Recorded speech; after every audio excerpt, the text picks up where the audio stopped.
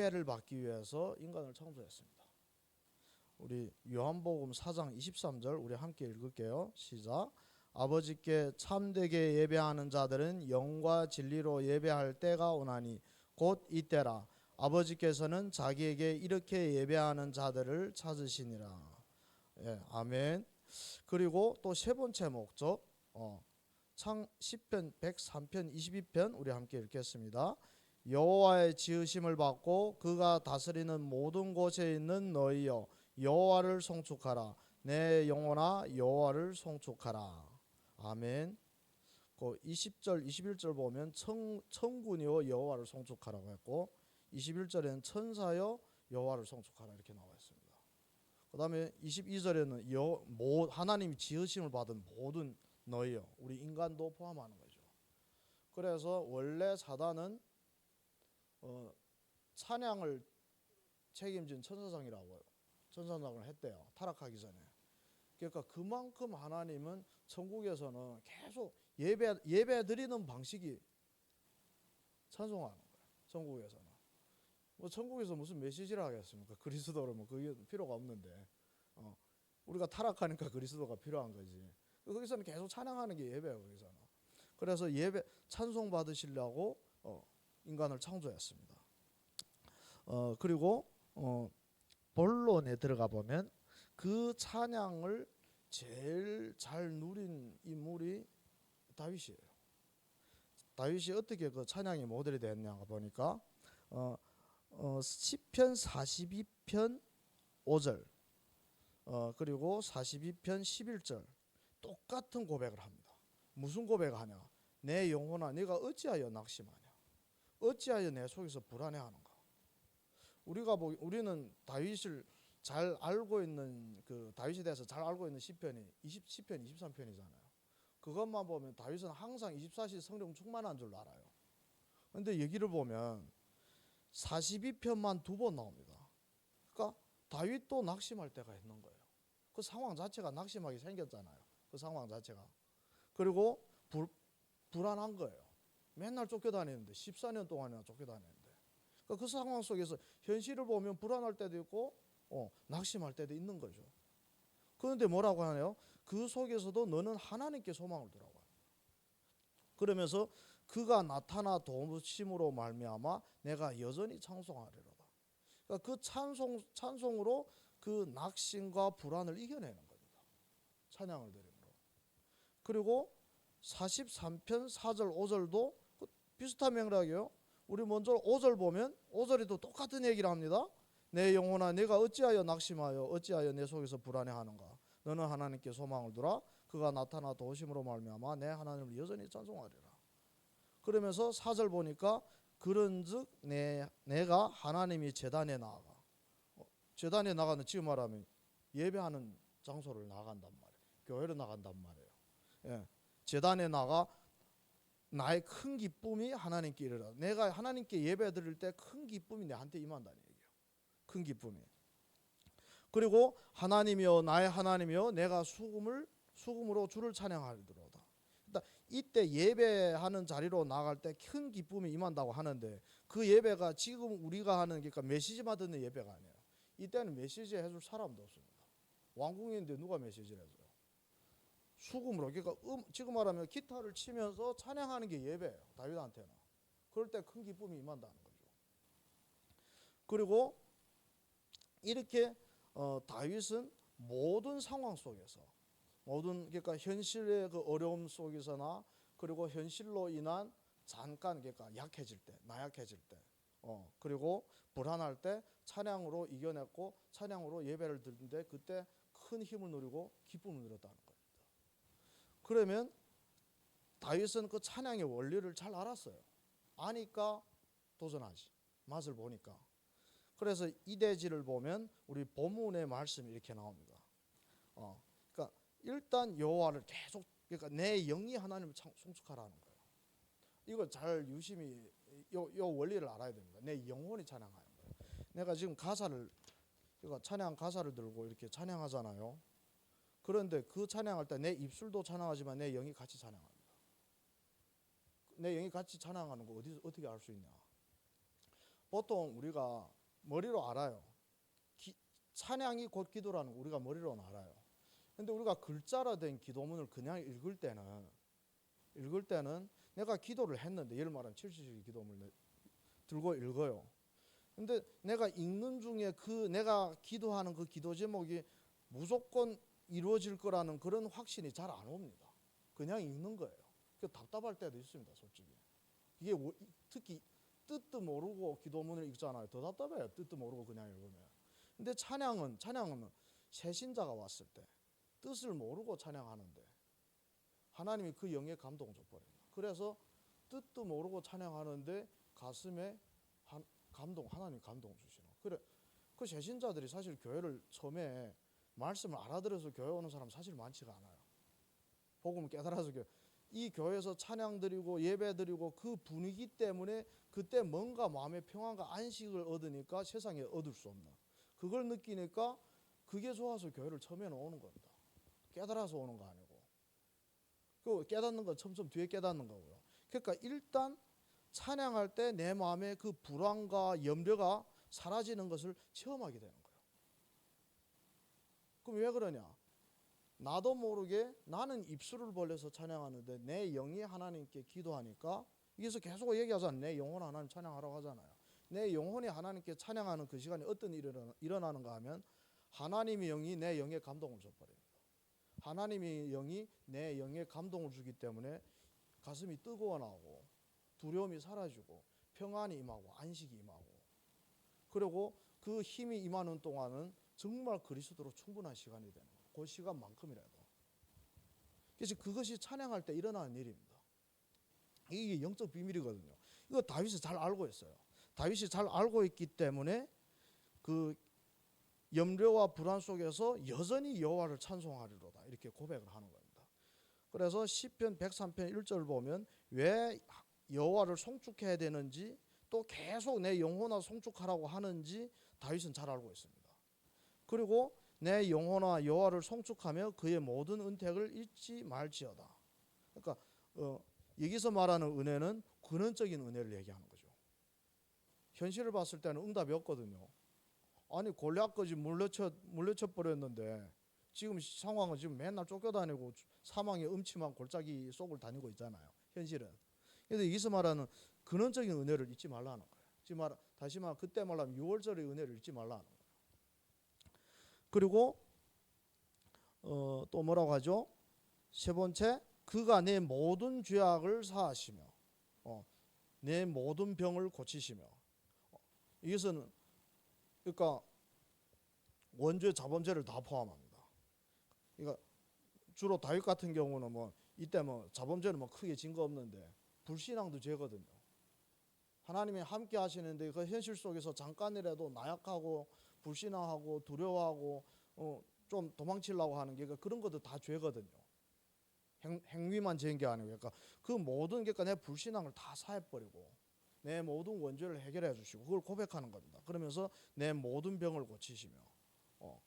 이게는 구체적으로 다윗이 어떤 병에 걸려서 치유받았는지 이는 예는 안 나온다만은 분명 기도할 때 병이 치유되는 역사가 임합니다. 저는 그걸 체험해 봤어요. 그리고 네 번째, 내 생명을 파멸해서 속량하시고. 여기서는 그러니까 영혼이 구원받은 상태니까 지금 죽었던 영혼이 살아난다는 얘기가 아니고 그러니까 엄청 힘이 없고 불신앙하고 그러니까 너무 뭐라고 할까요? 힘들고 그런 무기력한 상태에서 다시 일으켜 주신다는 얘기예요. 인자와 긍휼로 관을 씌우며. 그러니까 우리는 다른 사람들한테 보통 비판할 때가 많죠. 정죄할 때가 많죠. 그렇게 하나님의 은혜를 맛보고도 왜 아직도 불신앙하냐? 왜 아직도 불평하고 그러냐? 그런데 하나님은 그 속에서 인자와 긍휼로 관을 씌우고 다시 일으켜 세우는 겁니다. 그리고 좋은 것으로 내 소원을 만족하게 하사 내 청춘을 독수리같이 새롭게 하신도다. 그러니까 다시 영적인 힘을 다시 얻게 하는 거예요. 그 속에서. 그러니까 다윗이 이 원리를 알고 계속 찬양을 하는 겁니다. 그러면 찬양 속에 그의 나라와 그의 일을 다윗은 계속 구했습니다. 우리 예수님이 그랬잖아. 너희는 그의 나라와 그 일을 구하라. 그러면 그 나머지는 다 내게 더해 주시라고 했는데, 찬양 속에서 어떻게 그의 나라와 그의 일을 다윗이 누렸는가 보니까 시편 23편에 내 영을 소생시키고, 그러니까 찬양할 때 내 영을 살린다는 얘기야. 내 영을 소생시키고 자기 이름을 위하여 의의 길로 인도하시도다. 그리스도 말고는 의의 길이 따로 없습니다. 내가 곧 길이요 진리요 생명입니다. 그리스도만 길이 되는 거예요. 의의 길이라는 거는 그리스도한테로 인도하신다는 얘기거든요. 찬양할 때 그의 의를 구하는 시간이 되는 것입니다. 그리고 여호와는 나의 목자시니 내게 부족함이 없으리로다. 내가 찬양할 때 내 마음에 안식이 임하고 힘이 임하는데, 그때면 어떤 상태가 오는가 하면 여호와 한 분만으로 충분한 상태. 여호와는 그리스도로 대체를 할 수가 있죠. 그리스도가 우리 목자잖아요. 그리스도는 나의 목자시니 내게 부족함이 없는 상태로 되는 거예요, 찬양할 때. 그리고 죽음의 위기 앞에서도 임마누엘을 누리게 됩니다. 현실의 위기 앞에서. 우리 24편 4절 보면 내가 사망의 음침한 골짜기를 다닐지라도, 이게 위기잖아요. 해를 두려워하지 않을 것은, 그전에는 두려워했는데, 내 영혼아 왜 불안해하나, 왜 낙심, 그전에는 두려워했는데, 찬양을 누릴 때는 두려워하지 않을 것은, 주께서 찬양하는 시간에 주께서 나와 함께 하시는 것을 가장 확실하게 이렇게 느껴지는 시간입니다. 그래서 주께서 나와 함께 하심이라. 그리고 그 속에서 나를 위로해주고, 그런 것을 체험하게 되는 거예요. 그리고 이것은 뭐라고 할 수 있는가 하면 하나님 나라가 나한테 임하는 시간을 뜻합니다. 그 뒤에 거는 그의 의를 구하는 시간이라면, 세 번째는 그 위기 속에서도 하나님이 나와 함께 하심으로 전혀 두렵지가 않는 거예요. 하나님 나라가 임해 버리는 거죠. 네 번째는 내 안에 있는 하나님 나라가 바깥으로 표출되는 겁니다. 그 뭐 하나님 나라의 일이 현장에서 일어난다고 합니다. 이게 뭐냐면 수금을 탈 때 앙령이 사울에게서 떠나가는 일이 생겼습니다. 사울한테 그러니까 귀신 들려가지고 엄청 괴로워한단 말이죠. 그런데 찬양할 때 그 귀신이 쫓겨나가는 거예요. 그러니까 찬양한다는 건 기도한다는 얘기잖아요. 우리가 예수 그리스도 이름으로 더러운 귀신 몰라 그래, 똑같은 효과예요. 똑같은 말이에요. 그러니까 찬양을 하는데 그냥 수금만 타는데 귀신이 쫓겨나는 거예요. 이것은 현장에서 이루어지는 하나님 나라의 일을 얘기하는 거예요. 그래서 찬양할 때 그의 나라와 그의 일을 구하게 되고 하나님 나라의 일이 일어나는 것을 다윗이 누렸습니다. 이것을 이론만이 아니고 우리가 체험할 필요가 있거든요. 체험해줘야 내가 되니까. 그래서 우리 이 시간에 좀 일부러 메시지를 짧게 했는데, 우리 찬양 하나 같이 찬양하겠습니다. 그거 켜주세요. 네.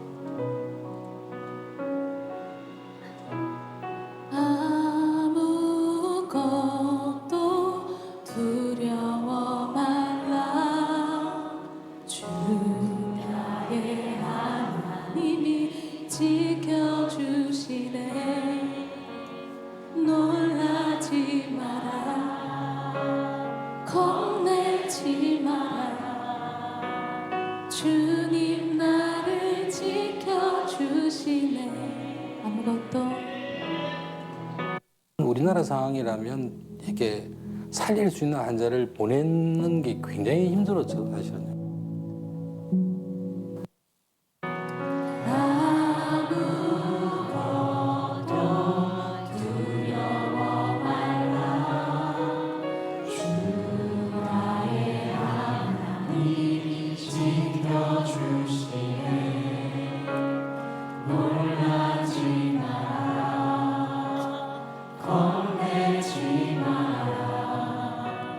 주님 나를 지켜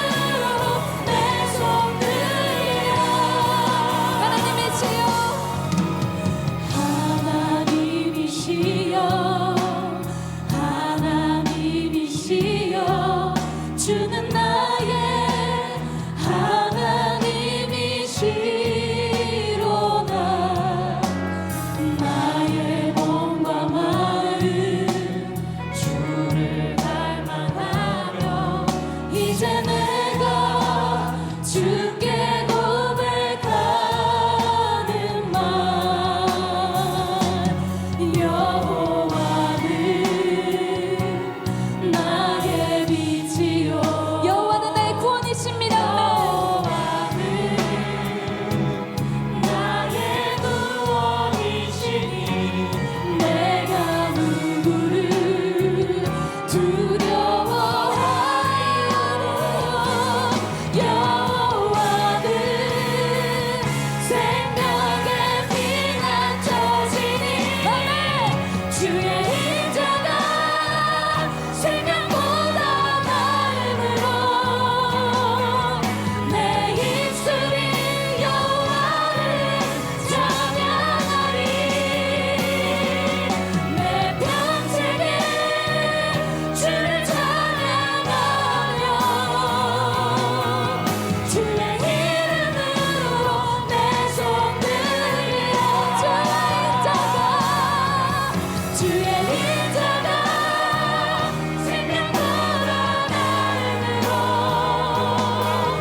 내 입술이 여호와를 찬양하리. 내 평생에 주를 찬양하며 주의 이름으로 내 손 들리라. 1만 원만 후원해도 6만 원이 지원된다고요? 후원을 시작하는 사람들은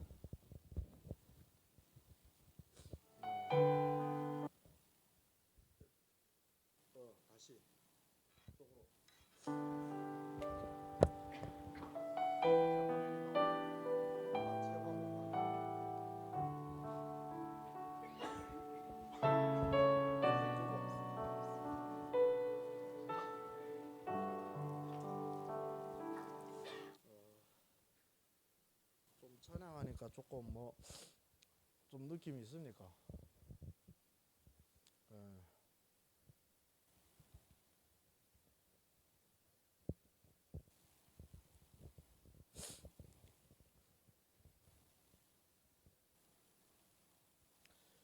이게 10분짜리거든요.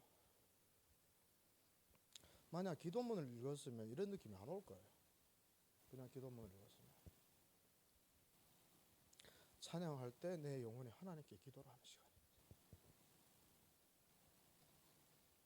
그때 하나님의 영혼이 나한테 성령의 감동으로 임하시고 내 마음에 참 기쁨과 안식과 평안이 임하게 하십니다.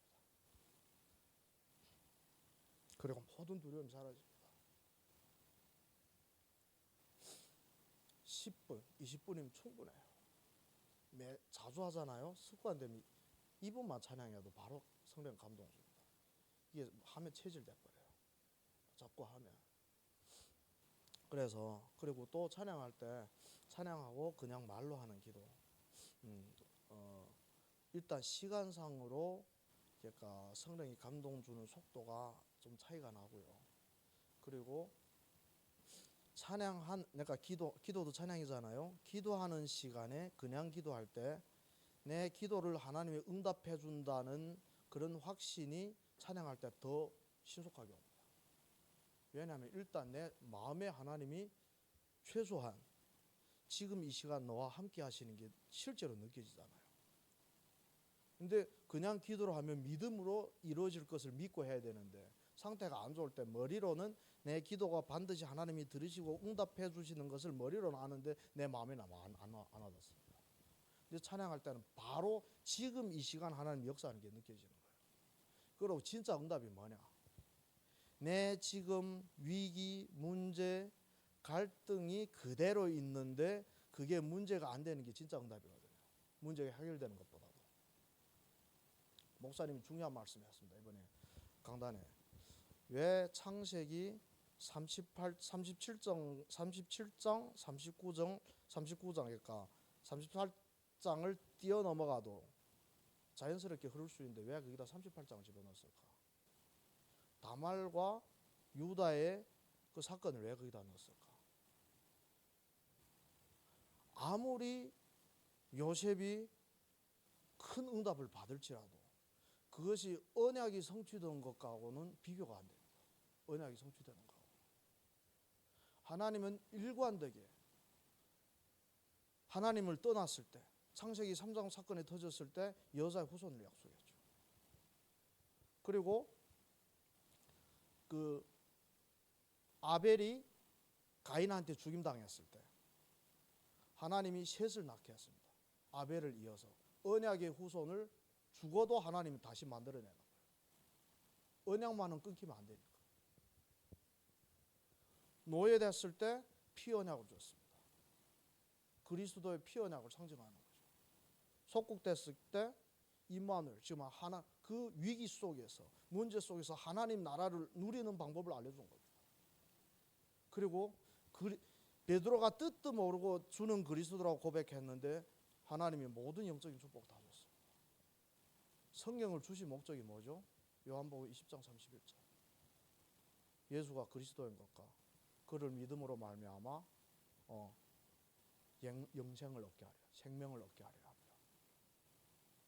그래서 성경의 주인공은 그리스도니까 모든 성경도 그리스도 중심으로 하나님 이렇게 쭉 내려옵니다.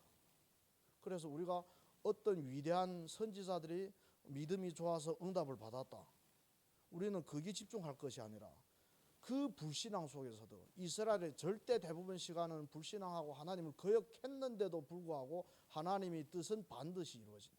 그리스도의 언약은 반드시 이루어진다. 어떤 상황 속에서도 그 언약이 흐름 속에 지금 우리가 와 있다. 이게 중요한 거지. 뭘 큰 응답 받았다, 병이 치유됐다, 뭐 다윗이 사망의 음침한 골짜기를 다니는데 거기서 구하여 안 주고 하나님이 죽게 하면 응답이 아닙니까? 살아야 응답입니까? 그럼 스데반은 왜 죽었어요?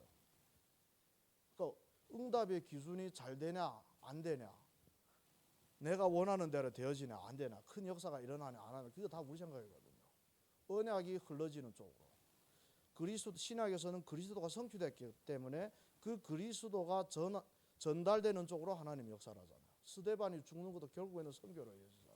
그 모든 구약은 그리스도를 보내겠다, 그쪽에 모든 초점이 집중됐고, 신약은 그 그리스도가 이미 오셨고 그 그리스도가 올 때까지 땅끝까지 복음 전하라, 그거 아닙니까? 그런데 그 그리스도가 지금 내와 함께 있는 거 머리로는 아는데 어떻게 그것을 매일 수시로 누릴 수 있을까? 시간도 얼마 남지 않았는데 당장 급하고 나는 지금 막 이 문제 매해서 막 지금 답답한데 찬양하시오. 제일 빨리 옵니다. 이것은 제가 제 개인 어떤 체험이나 그걸 가지고 얘기하는 거 아니고 성경 가지고 지금 근거를 대면서 하는 거잖아요. 그래서 찬양할 때 그 하나님의 나라와 그의 일을 구하는 거. 우리가 찬양 속에서 마음이 확 오픈되고 내 영이 하나님의 영에 감동된 상태로 메시지 듣잖아요. 똑같은 그리스도가 달리게 들립니다.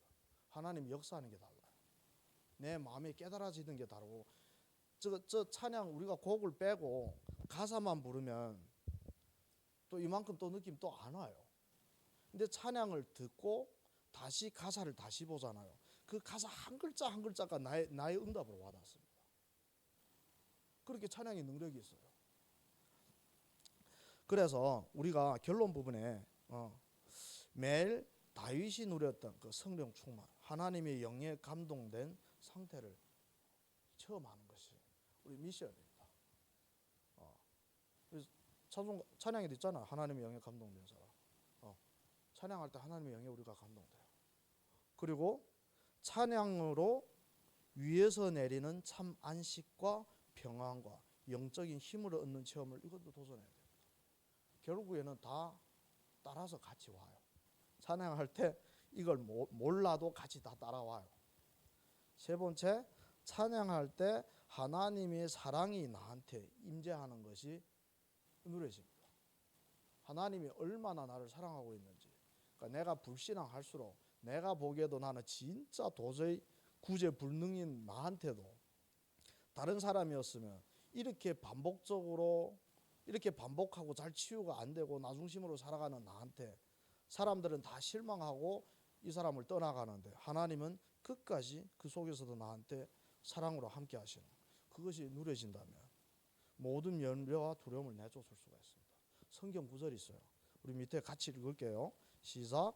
사랑 안에 두려움이 없고 온전한 사랑이 두려움을 내쫓나니 두려움에는 형벌이 있음이라.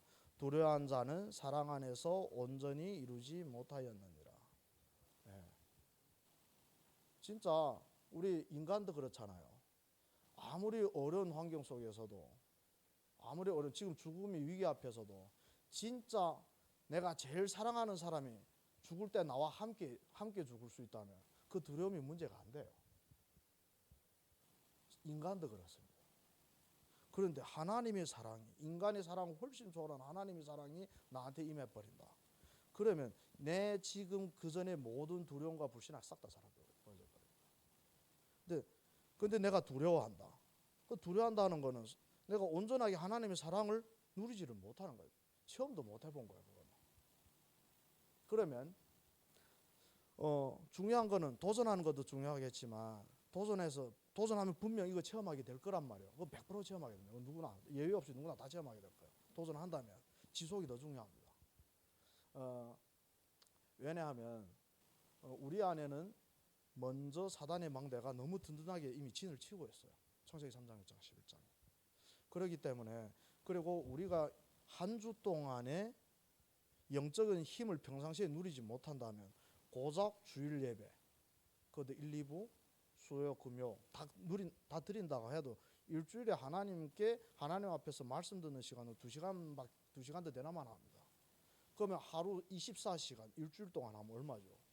절대 대부분 시간은 사단의 문화와 분위기에 우리가 노출됐어요. 그럼 우리가 평상시에 영적 싸움을 하지 않으면 우리 상태는 다시 그 경관 진안으로 돌아갈 수밖에 없습니다. 구조적으로 그렇게 됐어요. 그래서 우리는 매일 싸워야 돼. 전도를 하기 위해서 싸운다. 그거는 후의 얘기고 내가 다시 사단의 그 울타리 안에 들어가지 않기 위해서라도 계속 싸워야 되는 거예요. 매일마다. 그 복음편지 그거 있잖아요. 매일 세 가지 싸움하라고. 나와 싸우고 사단과 싸우고 세상과 싸우고. 일단 내 안에 있는 사단이 망대하고 매일 무너뜨리는 거예요. 제일 빠른 시간이 찬양입니다. 제일 빠른 게. 그리고 일할 때 짬짬이 그리고 전도할 때 흑암 꺾는 게 제일 빠른 것도 찬양이에요. 우리 가족이 불신자였어요. 지금 그리스도 얘기하면 안 듣잖아요. 귀를 막잖아요. 찬양 튀어놓고 있으면 그리고 찬양 튀어놓고 나는 그냥 잔잔하게 찬양 부르는데 그 사이에 흑암 그 사람 안에 있는 흑암이 꺾여집니다. 사람이 온순해져요. 그거 김종욱 집사가 여러 번 체험하고 그 저한테 계속 얘기를 해버렸습니다. 그거 그냥 777 기도로 띄워놓고 막 그러니까 읽지도 않고 그냥 듣는 거지. 들으면 내가 기도하는 거 아니거든요. 그래 틀어놓는 거지. 그리고 읽어도 뭐 그게 뜻도 모르니까 이게 오래 기도할수록 힘이 점점 그러니까 힘이 빠져나간다는 거예요. 나 충분하게 이해해요. 그냥 읽으면 그 5분 하는 거 10분 하는 게 지루해요. 이게. 근데 찬양 딱 틀어놓는데 천성이가 와가지고 옆에서 그 아빠가 이렇게 막 아침에 막 부스럭부스럭 소리 나고 이렇게 방해를 한다고 이어폰을 이렇게 그러니까 조용히 들으라고 이어폰을 또 깨주더래요. 그리고 찬양할 때면 남편이 막 그러니까 막 그 뭐라고 할까 그 전에 막 7절 기도문 틀어놓고 주방에 가서 일하면 저가 일할 거 듣지도 않을 거면 그거 와서 왜 그러냐고. 그러니까 막 끄라고 막 그랬다. 그런데 찬양 틀어놓고 같이 그러니까 틀지 말고 같이 하라고 했거든. 그럼 어느 때까지 해야 되나? 내 마음에 감동 올 때까지 해. 그게 기준이야. 감동 오기 전까지 계속 해. 그래서 감동이 온 상태에서 주방 잠깐 갔다 해도니까 아무 소리가 없대요. 순해지는. 그게 그러니까 전도라는 게 사실 있잖아요. 전도의 원리가 좀 말이 길어지는데 전도의 원리가 내 말을 정확하게 해서 그 사람이 믿는 거 아니거든요. 내가 정확하게 복음 전해서 그 사람이 믿어지는 거 아니에요. 전도가 되어진다는 거는 그 사람을 잡고 있던 사단이 떠나간다는 얘기잖아요. 사단은 그 사람 못 듣게 하고 듣기 싫어하게 해요. 근데 그 사람이 앉아서 복음을 끝까지 듣고 영접까지 한다는 건 사단이 이미 묶인 상태가 됩니다. 그러면 그 사람이 영접하기 전에 어떤 일이 일어나는가를 봐야 돼요. 그 사람이 영접한다는 그 사람이 잡고 있던 흑암을 내가 먼저 그 메시지를 하기 전에 기도로 꺾어버린 겁니다. 내가 아무 준비도 안 됐는데 갑자기 길 가다 옆에 있는 사람 붙들어서 하면 물론 내 평상시에도 계속 충만한 상태면 되겠지만 잘 안 들을 겁니다. 그 사람이 안 듣는 거 아니고 그 사람이 안 듣는 건 당연한 얘기요. 그 사람이 안 듣는 게 아니고 사단이 못 듣게 합니다. 근데 못 듣게 하던 사단이 발악을 못 한다는 거는 이게 전도라는 건 보이지 않는 영적 싸움이거든요. 내 안에 있는 그리스도와 그 못 듣게 하는 사단과의 싸움이란 말이죠. 그 사단과의 싸움을 이겨야 그 사람이 복음을 듣고 영접할 수가 있습니다. 그럼 평상시에 이렇게 찬양할 때 뭔 뜻인지도 모르는데 순해지잖아요. 그게 흑암 꺾인다는 증명이에요. 그러니까 막 신경질 나고 막 그러던 사람이 그러면 때를 봐서 던져보는 거예요. 좀 아니면 5분에 교원액을 키우고 같이 들어보자고 하든지 아니면 그러니까 뭐 간증을 하든지 그러면 분명 뭐가 달라질 거 확인하는가. 그 전에는 막 듣기 싫어. 됐다고 막 도망가던 사람이 조용 앉아서 들어요. 흑암 꺾였기 때문에. 이게 사실 눈에 보이지 않는 모두 찬양하는 것도 영적 싸움이고요. 내 안에 있는 사단과의 영적 싸움이고요. 현장에 있는 흑암과의 영적 싸움이고요. 그리고 후대들한테 기도를 체험하게 하는 제일 좋은 방법도 찬양입니다. 얘네를 보고 기도하라면 기도할 줄 알아야지. 근데 찬양하면 영훈이도 그걸 체험하니까 그냥 혼자서 막 신경질 나고 막 이럴 때는 혼자서 막 찬양 튀우고 막 같이 하다가 막 눈물 범벅이 돼가지고 막 울면서 막 다 찬양해. 그러고 나와서 아빠 나 저는 괜찮아. 하나도 안 그러니까 신경질 나던 게 다 없어졌어. 이 진짜 찬양 안에 능력이 있습니다. 그걸 체험해 보자고. 그거 지속하는 겁니다. 그래서 그것을 보면 후대들이 그걸 같이 보고 배워요. 그 주한이를 안고 그냥 찬양해 주는 게 전도예요. 예. 예. 그래서 정말 우리가 찬양의 능력을 알고 도전하고 체험하고 지속하며 찬양 속에서 하나님의 나라와 의일이 일어나고 그리고 뭐라고 할까 후대들과 내 가정의 흑암을 꺾는 그런 체험이 확실히 되어진 또 그런 증인으로 세워지는 저희들 되기를 기도합니다. 기도하겠습니다. 하나님 아버지 감사합니다. 또